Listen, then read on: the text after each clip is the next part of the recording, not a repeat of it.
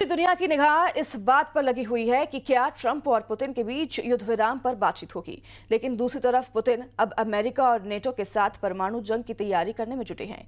इधर नेटो देश पोलैंड के एक समाचार आउटलेट ने दावा किया है कि ट्रंप का रूस प्लेन लीक हो गया है, जिसके बाद से ट्रंप बुरी तरह से बौखला गए हैं। देखिए इस रिपोर्ट को।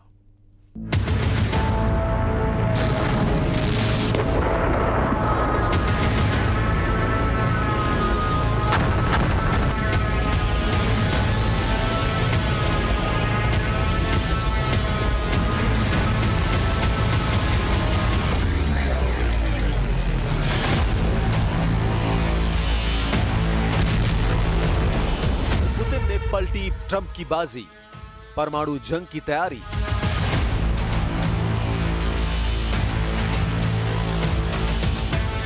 रूस यूक्रेन जंग में अब पुतिन ने ऐसी चाल चली है कि राष्ट्रपति ट्रंप के सभी अल्टीमेटम और जंगी पैतरे का धुआं निकल गया है।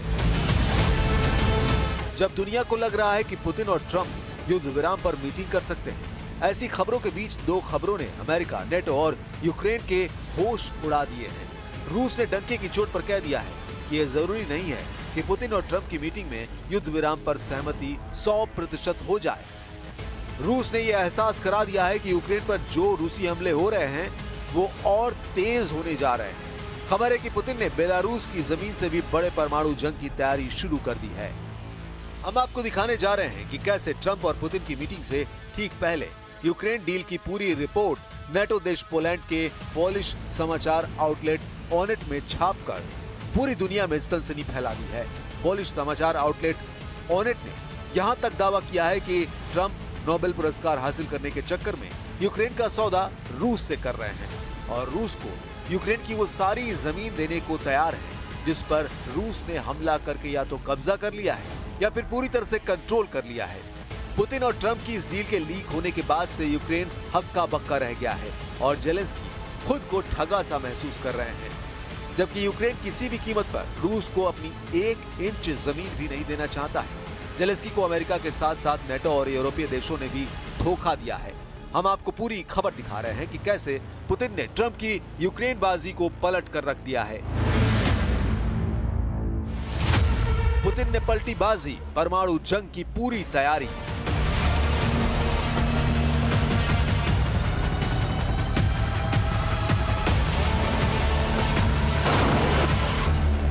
एक 1260 दिन से ज्यादा की जंग के बाद ऐसा लग रहा था कि ट्रंप का 8 अगस्त के अल्टीमेटम से पहले पुतिन ट्रंप के साथ पूरी तरह से मीटिंग के लिए तैयार हो जाएंगे। लेकिन अब खबर है कि पुतिन ने ट्रंप के साथ मीटिंग को लेकर बहुत ज्यादा जल्दबाजी नहीं दिखाने का फैसला किया है। खबर तो ये भी है कि पुतिन और ट्रंप की मीटिंग यूएई यानी संयुक्त अरब अमीरात में हो सकती है, लेकिन अभी तक ट्रंप के अल्टीमेटम खत्म होने से पहले रूस की तरफ से मीटिंग को लेकर कोई बड़ा दावा नहीं किया गया है। बल्कि खबर तो यह है कि जब से अमेरिका ने रूस के नजदीक 2 परमाणु पनडुब्बी तैनात करने का ऐलान किया है, उसके बाद से रूस ने भयानक तरीके से परमाणु जंग की तैयारी शुरू कर दी है। खबर है कि रूस ने बेलारूस में अपने एटमी हथियार को हाई अलर्ट पर रख दिया है, जबकि उत्तर कोरिया को लेकर दावा किया गया है कि रूस उसके परमाणु हथियारों को आधुनिक बनाने में मदद कर रहा है, जिससे दक्षिण कोरिया के साथ साथ जापान और अमेरिका भी खौफ में आ गए हैं। दावा तो यह भी किया जा रहा है कि रूस सीमित और कम ताकत वाले एटम बम से यूक्रेन पर किसी भी वक्त हमला कर सकता है। खासतौर से परमाणु बम की तरह हमला करने वाली ऑरेशनिक मिसाइल से रूस यूक्रेन पर हमला कर सकता है। जानकारों के मुताबिक ट्रंप ने 2 परमाणु पनडुब्बी रूस के खिलाफ तैनात करके परमाणु जंग के खतरे को 10 गुना बढ़ा दिया है। यही नहीं, अब तक कई ऐसे देश जो अमेरिकी परमाणु छतरी पर भरोसा करते थे, वे भी अब परमाणु बम बनाने की दिशा में बढ़ रहे हैं। इनमें जापान, पोलैंड, दक्षिण कोरिया, तुर्की, सऊदी अरब जैसे देश शामिल हैं। वॉर एक्सपर्ट का कहना है कि इस परमाणु होड़ के लिए ट्रंप की बांटने वाली नीतियां जिम्मेदार हैं। यूक्रेन की सैन्य खुफिया एजेंसी के प्रमुख लेफ्टिनेंट जनरल किरिलो बुडानोव ने स्थानीय मीडिया को बताया कि रूस द्वारा ईरान को परमाणु हथियार बनाने में मदद करने की संभावना नहीं है, लेकिन उत्तर कोरिया को तकनीकी सहायता पहले से ही दी जा रही है।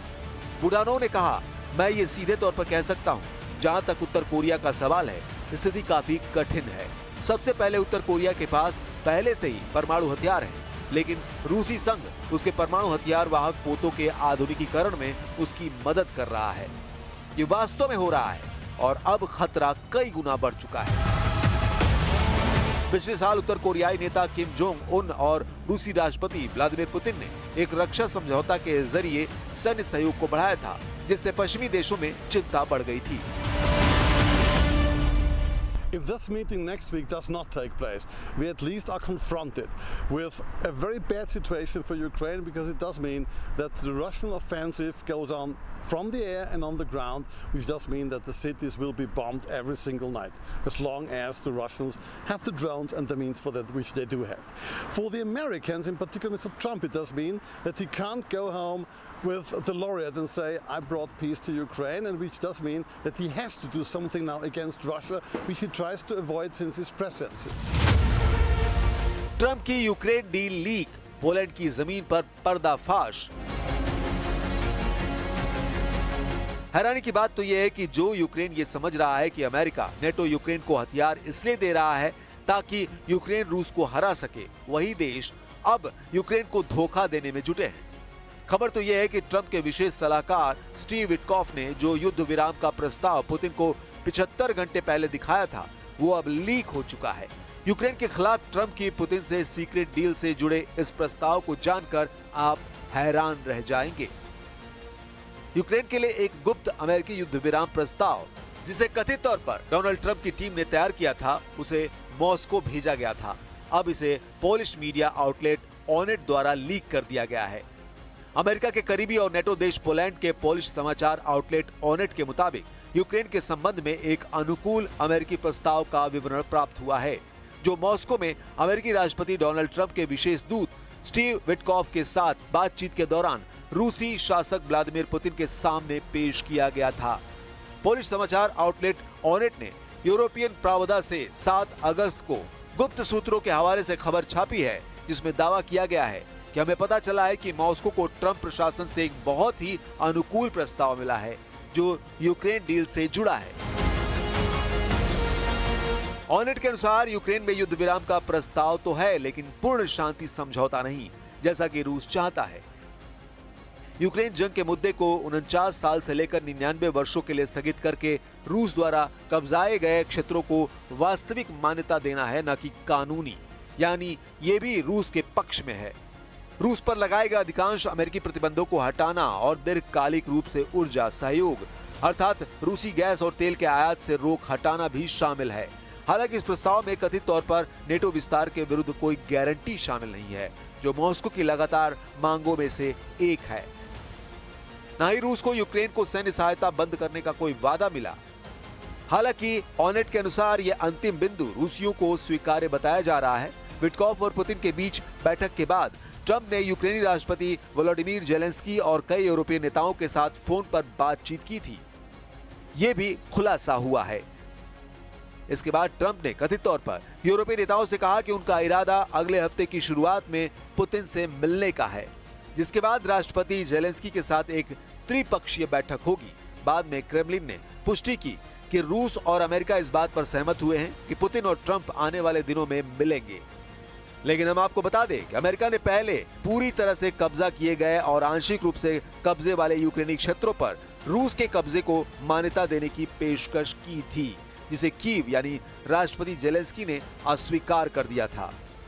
अब ऐसी परिस्थिति में अंदाजा लगाया जा सकता है कि पुतिन ट्रंप की रत्ती भर परवाह नहीं कर रहे हैं।